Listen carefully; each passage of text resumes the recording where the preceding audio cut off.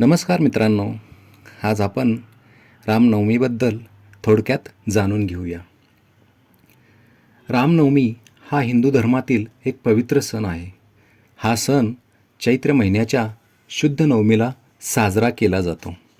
श्रीरामांचा जन्म या दिवशी झाला असल्याने हा दिवस रामनवमी म्हणून ओळखला जातो.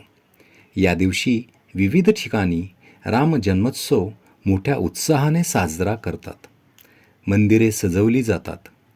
रामायणाचे पठण केले जाते. भजन कीर्तन केले जाते.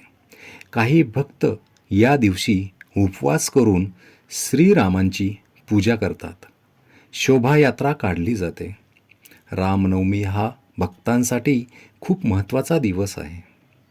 प्रभू श्रीराम हे सत्य, नीतिमत्ता आणि न्यायाचे प्रतीक मानले जातात.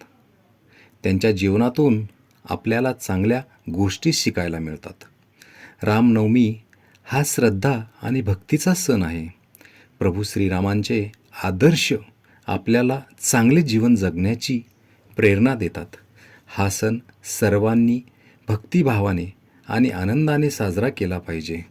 मित्रांनो, ही झाली थोडक्यात रामनवमीची माहिती. आपल्याला जर आवडली असेल तर लाईक करा, शेअर करा आणि चॅनल सबस्क्राईब करा. रामनवमीच्या तुम्हा सर्वांना पुन्हा एकदा खूप खूप शुभेच्छा. धन्यवाद.